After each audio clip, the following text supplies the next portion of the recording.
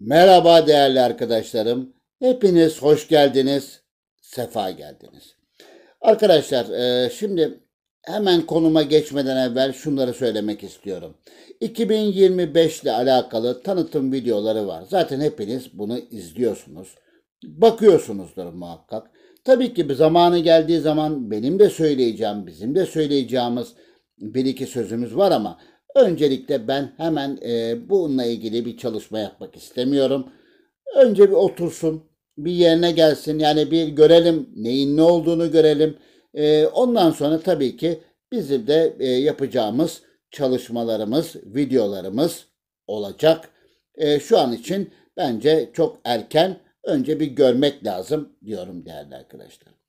Şimdi değerli kardeşlerim, bugün niye Şampiyonlar Ligi ile alakalı bir şey yapıyorum? Çünkü çok gariptir. Yani her zaman söylerim ya sizlere, insan gittiği yoldan devam etmeli.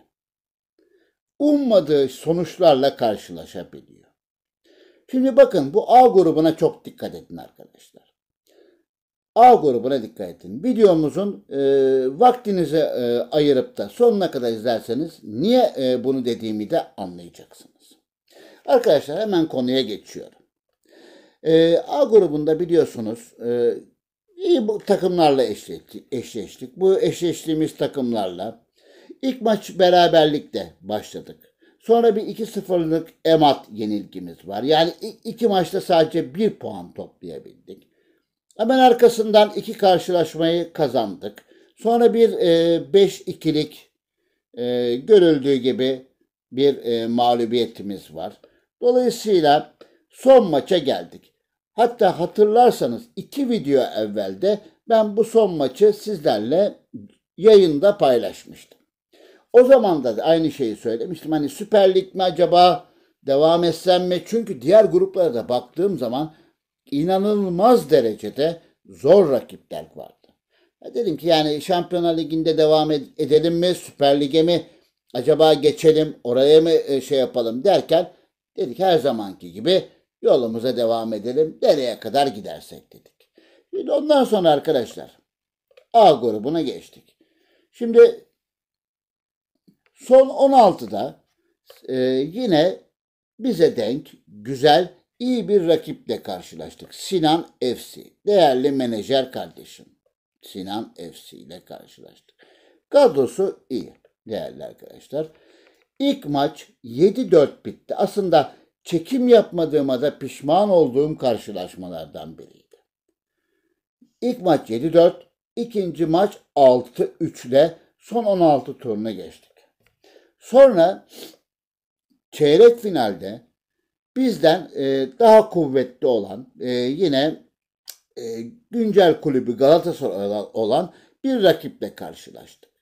Dolayısıyla onun da şöyle bir kadrosuna baktığımız zaman onun da kadrosunun gerçekten iyi olduğunu görüyoruz değerli arkadaşlar. İlk maç 2-2 bitti ve ikinci maçta 3 4-1 öne geçtik ve sonra 4-3'e geldi. Dolayısıyla arkadaşlar o da oyundaydı. Ben de oyundaydım. Taraftarlarımız vardı. Teşekkür ediyorum. Teşekkür gönderiyorum ama gidiyor mu gitmiyor mu bilmiyorum. Hala daha bakın şurada göstereyim. Orada bir sıkıntı var. Uzun zamandır bu sıkıntıyı yaşıyorum. Neyse konumuza tekrar geri dönelim. Arkadaş da oyundaydı. Biz de oyundaydık. 4-3 ile bu turu da geçmiş olduk. Dedim ki herhalde biz buraya kadar geliriz. Çünkü bu takımı daha evvelden bir videoda size göstermiştim arkadaşlar. İnanılmaz derecede, inanılmaz derecede. Yani şöyle oyuncularına şöyle bir kaba taslak bakalım. İnanılmaz derecede. Yani üst düzey oyuncuları var. Dolayısıyla enteresan bir diziliş ve ileri altılısı mükemmel. Bunun yanına tabii ki bu kadroya münasip olarak da kalecisini de eklemek gerek. Şimdi arkadaşlar çok enteresandır. Çok enteresandır. tabii ki biz tabii ki sadece bunu şansla devam etmedik buraya kadar. Analizlerimizi yaptık, rakibi inceledik. Oyun ne olabilir, ne olmaz, elimizdeki kadroya göre ne yapabiliriz? Tabii ki bunlar ayrı bir konu. Ama arkadaşlar bakın, karşı menajer oyunda ve bu takıma karşı menajer oyunda, dolayısıyla böyle bir takıma karşı şu mükemmel altılı bir hücum ve kaleciye karşı biz ne yaptık? Oyunu sıkıştırarak oynadık. 4 defansımızı geride tuttuk talimatla. Hatta şu DMC pozisyondaki Güner'i de geride bırakaraktan, dolayısıyla orada beşli bir blok yakaladık. Ve yakaladığımız toplarda da inanılmaz derecede etkili olduk ve benim de aslında öngörmediğim, daha doğrusu yani beklemediğim bir şekilde 5-0'lık bir galibiyet aldık arkadaşlar. Bu bizi ikinci maç için tabii ki çok çok ümitlendirdi. İkinci maçta tabii 4-3 mağlup olduk. Ama toplamda 8-4'le finale çıktık değerli arkadaşlar. Şimdi finaldeki rakibimize gelelim. O da bizden kuvvetli, bizden iyi bir takım. Dolayısıyla onun da iki kanattaki AMR'si, bakın, Cristiano Ronaldo ve Lionel Messi ismini verdiği oyuncuları üst düzey oyuncular arkadaşlar. Dolayısıyla diğer oyuncular da tabii ki iyi. Yani sadece onlar değil. Orta sahadaki, forvetteki oyuncular da iyi. Dolayısıyla aynı taktiği değerli arkadaşlar, bakın gösteriyorum size. Tabii ki o da oyundaydı. Aynı taktiği burada da uyguladık. Dörtlü defansı geride çektik. DMC'yi de geride çektik.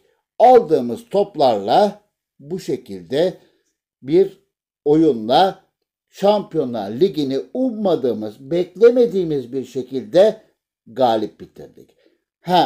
Burada çok önemli bir şey var. Tabii ki taktiksel olarak da iyi hazırlandık. Gördüğünüz gibi sadece kaleyi bulan 2 tane şutu var arkadaşlar. Özür diliyorum. Tekrar yani tam geçiremedim çünkü daha henüz şeyimi. 2 tane kaleyi bulan şut var arkadaşlar. Bu önemli. Yani kalemize çok fazla gelememişler değerli arkadaşlar. Bu önemli. Dolayısıyla böyle bir düzen içinde bu maçı kazandık.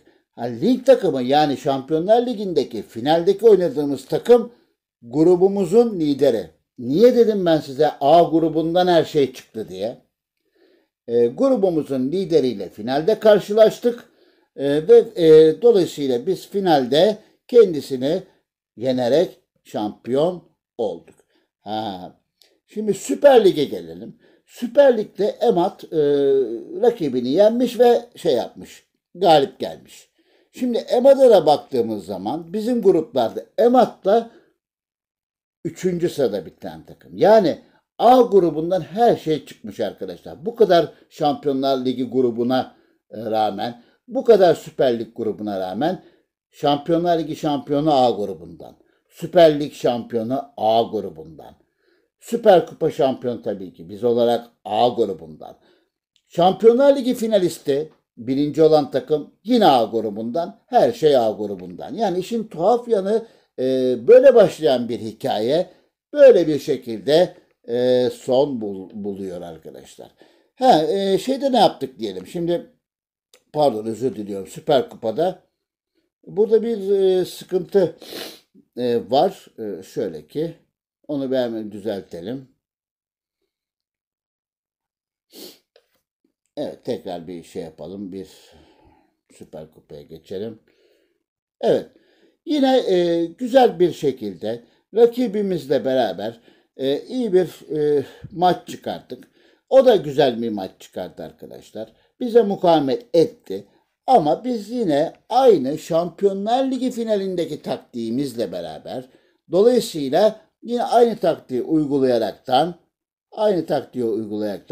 dörtlü defansı geri tutarak, DMC'yi geri tutarak, aldığımız toplarla da hızlı bir şekilde atak yaparak da rakibimizi 3-0'la yine Şampiyonlar Ligi finalinde olduğu gibi aynı skorla geçtik. Hayır, bakın yine burada bir şey daha değinmek istiyorum. Yine 2 defa kaleye bulan şut var. Dolayısıyla rakiplerimiz hem Şampiyonlar Ligi finalinde hem Süper Kupa finalinde kalemize mümkün olduğunca az geldiğinin göstergesi oluyor arkadaşlar. Evet arkadaşlar, ligde ne yaptık? Çok kısa değiniyorum. Ligde şampiyon olduk değerli arkadaşlar. Bu sene dediğim gibi dörtlü bir kupayla kapadık. Dörtlü bir taç yaptık. Oyuncu istatistiğine bakarsak Özcan Danıcı 62 gol attı. Ama bizim arkamızda olan takımın oyuncusu gerçekten üst düzey bir oyuncu. Dolayısıyla o bu senenin, bu sezonun daha doğrusu veya daha sonra geçen sezonun diyeyim, videonun çıkma zamanına göre gol kralı oldu değerli arkadaşlar. Sıralamada bir yenilgi aldık bizim arkamızdaki takımdan. Onun da aldığı yenilgi bizden. Ama o arada bir beraberlik aldı bir başka takımla. Dolayısıyla biz 2 puan önde kapattık. Arkadaşlar kupaya da geçiyorum ve hemen kapatıyorum. Arkadaşlar kupanın başında çok büyük bir zorlanmadan geldik. Şurada bir arkadaşımızla bir karşılaşmamız var. Dolayısıyla 6-1, 1-0. Finaldeki rakibimiz bize yakın bir rakipti. Dolayısıyla orada da kupanın finalinde de burada yine aynı taktik arkadaşlar. Yine dörtlü defans geride tutarak, DMC'yi geride tutarak böyle bir sıkıştırma, bir blok sıkıştırmasıyla da bu rakibi geçtik ve kupayı aldık. Arkadaşlar sizler de yorumlara yazarsanız, tabii videonun çıkma zamanına göre geçen sezon olacak. Yeni sezonda da hepinize başarılar diliyorum. Herkesin gönlünce olsun. İnşallah 2025'te ben tabii ki birçok yenilik gelecek ama benim esas bakacağım, esas takip edeceğim. Bakalım biraz politikalarda yumuşama olacak mı? Bu benim için önemli diyorum değerli arkadaşlar. Hepinizi saygı ve sevgiyle selamlıyorum. Bir başka videoda görüşmek üzere.